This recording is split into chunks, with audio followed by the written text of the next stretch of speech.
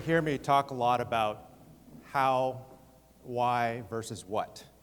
And as government leaders, and those of us who have grown up in the government, I know from the police side, we attend a police academy where they indoctrinate us, fire, EMS, federal emergency management, you name it. We're steeped in culture. By virtue of being government workers, we are naturally gifted at being very boring when we communicate with each other. And a lot of times we form our identity in these cultures that we talk about. So I want to talk a little bit first about culture by design versus culture by default. And if you ever heard of this work before, how many of you have heard of Simon Sinek? Right, okay, probably read his book.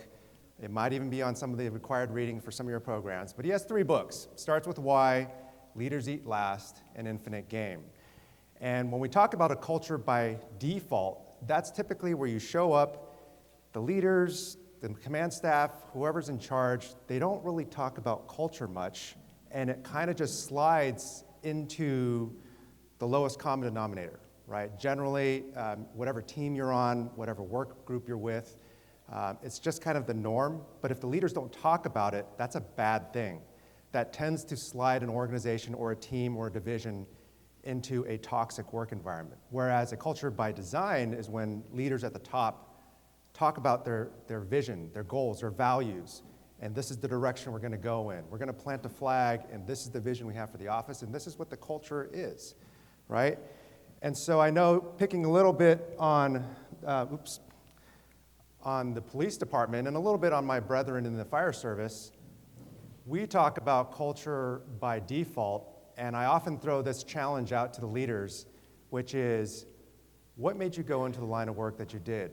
Was it an inspiring professional within the policing or the fire service or the EMS, or was it a TV show? Right? And if I'm dating myself, I did actually grow up watching Andy Griffith. Chips was probably highly instrumental, but for me, it was TJ Hooker. So that's my confession for the day. Now, for those of you in the fire service, I know I also grew up watching Emergency, so I considered a life in the fire service because I watched this show. So I throw that back to you and think, how much does Hollywood, how much do these TV shows influence the culture of whatever profession that you're in, right? And for those in the law enforcement world, I think it's funny because every single, and I'm going to pick on we call them dope cops, the narcotics detectives, right? I don't know if anyone here ever served in the narcotics unit? Okay, so I'm going to ask you. I can't really see you, but I'm going to ask you. You don't have to answer if you don't want to. But when you got the memo that says that you are now assigned to the narcotics unit, did you grow your hair out? Did you get an eyebrow ring? Did you get tattoos, right? And then, because that's what happened in my agency in Mountain View, and in fact, one of my very distinct early memories of meeting the narcotics unit in Mountain View PD was because they were wearing a gray suit, skinny pink tie, shoes with no socks. Does that ring a bell for anybody? Right. And then my follow-up question is, well, do any of the narcotics or suspects that we're going after, do they actually dress like that in Mountain View? No. So and that goes back to my initial proposition, which is media influences our cultures way more than we think. And that's a call to all of us in leadership roles, is when's the last time we planted our flag and said, this is the direction we're going to go in as an agency, right? And it has to be done, it has to be said. I know Ryan touched on this a little bit. This was what we lived. This is a whole other presentation that's like 2 hours long, which we don't have time for today. But to wrap it up, I mean, Ryan and I were the number 2 and the number 3 in this agency. We were recruited away from our police chief jobs. And we wanted to serve the community that we had grown up in San Mateo County. And then this happened, right? And we know from I'll call it version 1.0, is that was a culture, in hindsight, it was a culture by default. It was where policy was used as a hammer. That was used to hit people over the head with, right? Whereas now, the epilogue to this story is Ryan and I are back as a number 2 and a number 3. And we have a culture by design, where the sheriff at the top has given not only by his words, but our words as well throughout the agency, is this opportunity to tell people, look, we have a blank slate. We can set this culture now anywhere we want, and it's a unique opportunity. And why do I tell you this? Is because when we have to make these transitions in life, when we put all of our life's work as our identity, I generally see two things happen, right? People retire, they go into two categories. One is they just don't make that transition well. You're used to being on your phone 24/7, you're used to the notifications. If you have a little gray hair, you're used to the beeper going off all the time.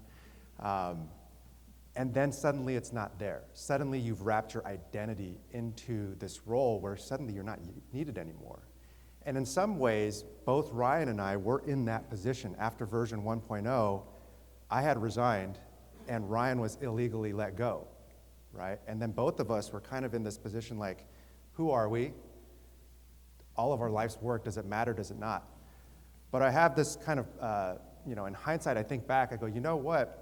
We weathered that storm because of our why, right? We understood our values. We understood where we were as humans, as leaders, our position, and our purpose, right? And our purpose was basically to serve those in the office as well as serve those out in the community.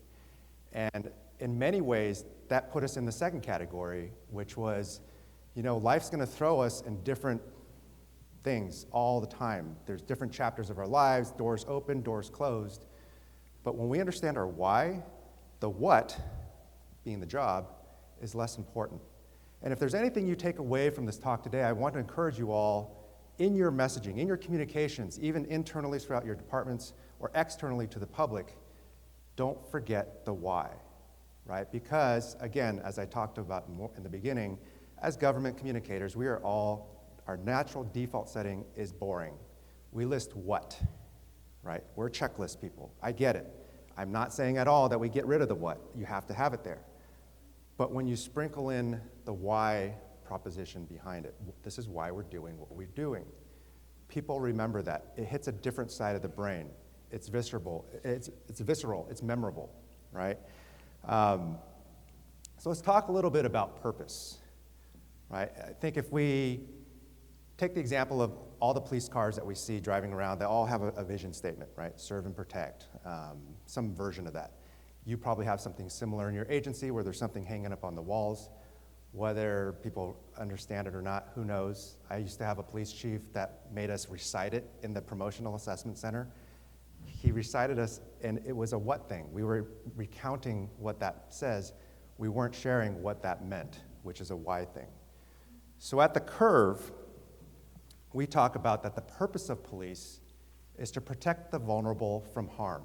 And I would offer up to you that you each, in your many of emergency services, emergency management, fire, federal, you actually share a very similar purpose when you drill down to it.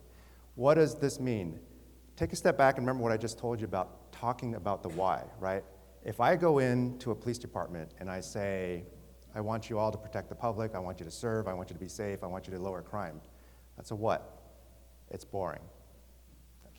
People will do it because they sign up to do it, but you lack the purpose in it.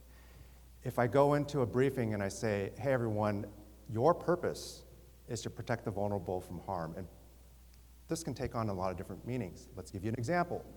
You're chasing someone down the street through a dark alley, it's a foot pursuit, you jump a fence, the fight is on, you're in a fight for your life, and finally you get the handcuffs on. That person is now vulnerable. Your job, your purpose as a public safety servant is to protect the vulnerable from harm. See how that works? The vulnerable can also be your employees. We see things, we hear things, we deal with life's worst tragedies, and there are many times in the arc of our professions where our own people, if not ourselves, are vulnerable.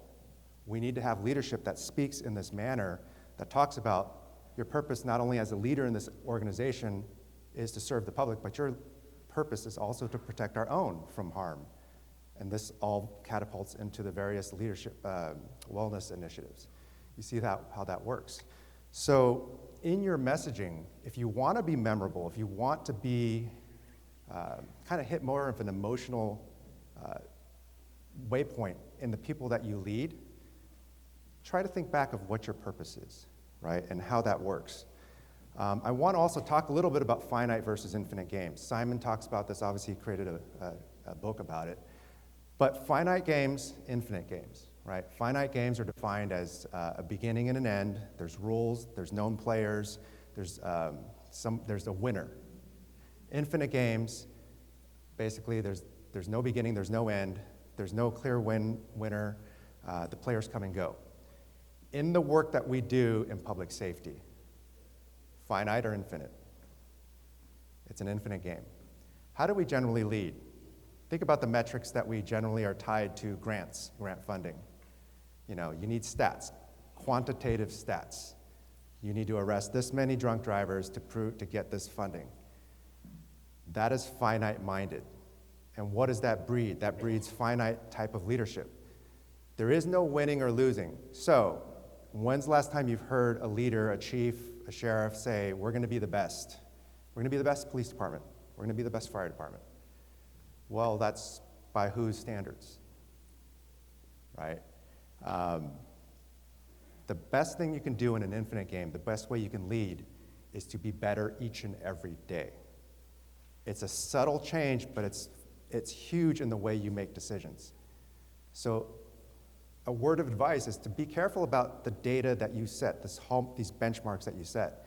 If they're quantitative only, you run the risk of going down this finite-minded game. And you may win that goal. But truly, what's the ultimate goal, right? Are you going to be better, right? And you might, with an infinite game, you might ask, well, how often do you have to do it? Well, that's the same thing as brushing your teeth. Should you brush your teeth? Yes. How often can you do it? Should you do it? Twice a day. Can you miss a day? Yes. Can you miss 10 days? Don't recommend it. But that's a similar thing for leadership. Like, you don't have to be preaching it each and every time you have a command staff meeting or something like that. But if there's an opportunity, you probably should do it. You're working a muscle. You're flexing this organizational muscle. What does that look like? At the San Mateo County Sheriff's Office, we often have command staff meetings. You may have something similar. And I'll take 5 minutes at the beginning of the meeting and just say, hey, I just want to do a real quick talk on leadership. The one I just did last week was called The Balcony. Anyone ever read Leadership on the Line by Marty Linsky? So you think about talking about leadership, you have to look down from the balcony at the dance floor. Sometimes you're in the dance floor. And then I give them the takeaway and go, and the true purpose of this and what makes you a leader and separates you from being a leader instead of just a manager is the skill and ability to move up and down that stairway, to get up to the balcony, look at the situation, go back down on the floor and help out, right? And so it's this question that I encourage you to ask yourself. When's the last time you sprinkled those types of leadership nuggets into the communication that you have as a leader? And you don't have to be the very top. This applies, it's totally scalable to whatever team that you're in charge of, whether it's a division, a group, whatever you want to call it, is 100% scalable. And another tendency that we have, especially in government, is we're driven by policy and procedure. I get it. It's what we've grown up on. But the real paradigm shift in my head was when I was talking to Simon, he goes, policy is the floor. There's even a YouTube talk on this if you want to hear him talk about it more. But he's basically like, Chris, policy is the floor, it's the bottom. Don't set the bar. The bar is higher. The policy and procedures manuals, that's the basement, right? And in an organization that uses policy and procedures to encourage behavior, that tends to be a toxic work environment. There's another alternative, and that's culture. Using culture as a lever to encourage behavior and to go shoot past just the low bar. What does that look and sound like? Ryan will laugh at this because he probably knows exactly who I'm talking about, but we have various teams in our jails, and 3 out of the 4 teams were like awesome. They're just completely bought in this new vision that we're going to have in the sheriff's office. And then there's one team where the beards are kind of overgrown, the uniforms are unkempt, the lieutenant's kind of like lackadaisical, and it's just like, yeah, whatever, these are just the guys being the guys. So I had 2 choices as a leader to go, well, Do I use policy as the hammer and hit them over the head with it and write them up, knowing that if I did that, they'd probably still, they might have shaved a little bit on the outside, but on the inside, they're still like this, right? Or option number 2, which was I told the union, I said, hey, look, this is a situation where you all actually have more lever than I do because we all want to rewrite what this new sheriff's office is, right? I said, yeah. We want to shoot them, and we want to be one of the best premier agencies in the county or in the state, if not the country. They're like, yeah. I go, well, on this case, I need you guys to leverage the culture lever and encourage this outlying team, go like, hey, man, this isn't how we want to be. We're rewriting the whole history of the office right now. You want to join us or not? And then on the side, I pulled the lieutenant aside. I said, hey, that famous saying, whatever you permit, you promote. So you own this, but it's kind of just embarrassing that everyone else in this agency is on this rocket ship and you're being left behind. So here's your opportunity. And guess what? A week later, clean shaven, uniforms are looking good. Not because we wrote them up, which was an option, but because they believed in something higher, is that they wanted to be part of the culture, right? So when's the last time you've had that opportunity to go, what is our culture? And again, if you are working in an agency where culture is not really talked about, or it's just kind of just happens, makes it a lot harder to use that argument, what I just told you. But if you have leadership at the top that always talks about culture, and they live it, they breathe it, they embody it throughout their communications, and this is something people can get behind. Why? Because we believe that people should be passionate about the work that they do. They should enjoy coming to work every single day. They should be excited, the same excitement you had the first time you got that offer letter that let you go into this career that you're in now. And then if you're looking and thinking, well, that's kind of cynical. I mean, we have a lot of burnout, this and that. I go, okay, that's great. You know what responsibility of leadership is then? The leadership responsibility is the delta between that person's morale and not wanting to come into work and them being passionate again. That's the space that you have to work within. And that is your responsibility as a leader. If you don't want that responsibility, you can go be a manager. We need both, but we also need leaders. And leadership is what's lacking in today's world. We need people that inspire us. We need people who will be our true north, right? And so that is the opportunity at hand. And you heard me talk a little bit about our identity, right? Let's never forget that the job is what we do, but it's not who we are. This is what happens in a lot of, I see it a lot in retired folks that leave the law enforcement profession. And I was just talking to one recently, and he goes, Chris, I almost feel like a Spartan without his shield, right? It's just weird. And I get it, because from day one of a police academy, you are basically, all the individuality is stripped away from you, and you are forced to enculturate into this kind of monolithic culture, right? Paramilitary, good and bad reasons for that. It becomes who we are. And the running joke, at least with police recruits, is that you start buying everything that has black Velcro and it looks tactical, right? I'm sure there's similar things in the fire service, the EMS, emergency management. There's things that you do, which is fun. It's all fine, but the trigger or the warning is like, okay, well, let's just examine that. That's not who you are. It's what you do, right? And so the big aha moment for me was when, as a leader, I started to understand I don't need to act like what I think a leader's supposed to be, at least how the agency has portrayed it. It's more about the other way around. As a leader, if I'm more true to myself in how I lead, if I choose to lead in the values that I am who I am, I'm actually going to be a more effective leader and pretending to be a leader that the agency's default culture has kind of set up, right? In the police world, you see this very strong personalities. Typically, the ones who make the most arrests are the ones who get promoted. Well, where you show me where there's a correlation between the highest arrest equals the best leadership. It's not always the case, right? Because that personality tends to want to make carbon copies of themselves. But yet I've worked for other leaders who were just very honest about who they were, their shortcomings, their humanity, and they led that way. And guess which one became my mentor as I went up through the ranks? And so that's the offer that we have up here as well, is who are we to the others in our organization? Are we the true north?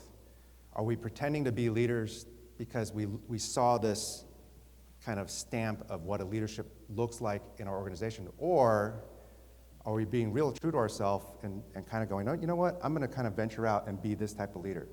And I'll be honest with you, it wasn't until it was the second year as a captain myself that I finally had this epiphany. Because up until then, if I was really being honest, I was like raging imposter syndrome, trying to pretend to be a leader who, this persona, that persona, trying this approach, trying that communication style. Finally, I was like, you know what? I'm just gonna be me, right? And that's when I hit full stride as a leader in this profession is, wait a minute, this actually works and it's a lot easier. And here's the payoff is when you do leave the industry, when you do leave the profession, and in our case, we kind of left it abruptly when we had that hiatus in between, it's actually a much softer landing because you've spent the last however many years true to who you are as a person, true to who you are as a leader, and there's so many takeaways to that because people gravitate towards that kind of, when you're aligned like that, people naturally want to follow, and that just opens up so many more opportunities in whatever other professions you want to dip your toe into, right? Because as we know, probably from around the room here, we can't help ourselves. We start finding other little projects to serve the common good, to protect the people, protect the vulnerable. And so, encouraging you to lead by your values and create the culture, not the other way around. The other way around is the default setting.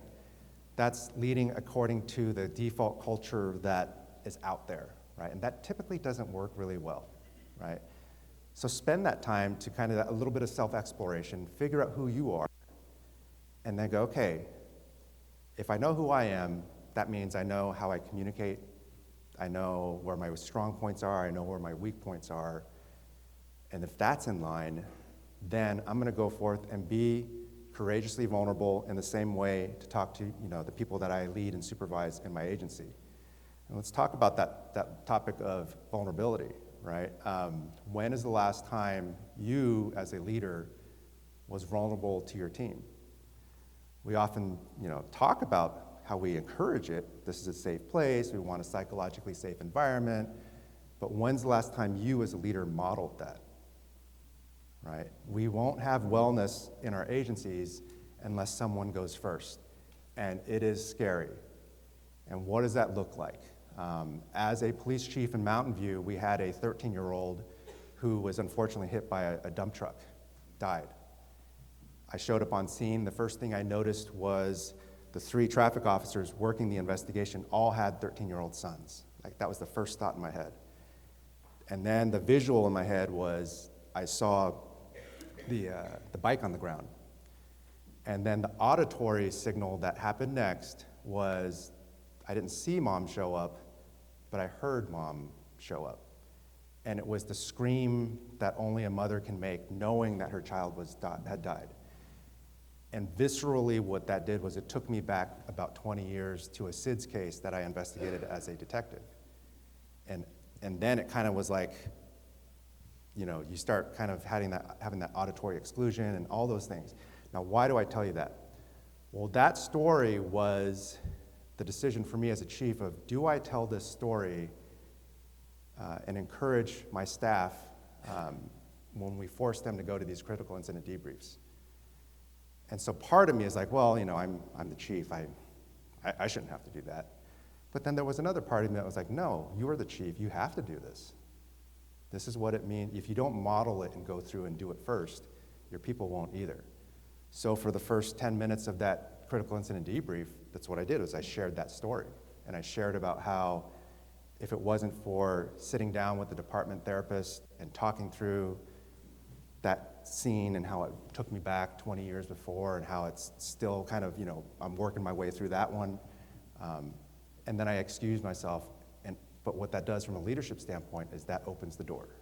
Right? That's an example of kind of this courageous vulnerability in leadership. That is strikingly missing in today's leadership. Is we need people who stand up and talk to their people as humans. And why is that? Because at the end of the day, regardless of what profession you represent. You are all humans leading humans who serve humans. Okay, so the work of the curve might be focused on policing, culture. That's a side issue. Everything applies, whether you're in the fire service or the EMS or crisis management or whatever have you. Because at the end of the day, these dynamics that I shared with you today, all human skills, and these human skills translate. You have people that show up at work and they're not okay.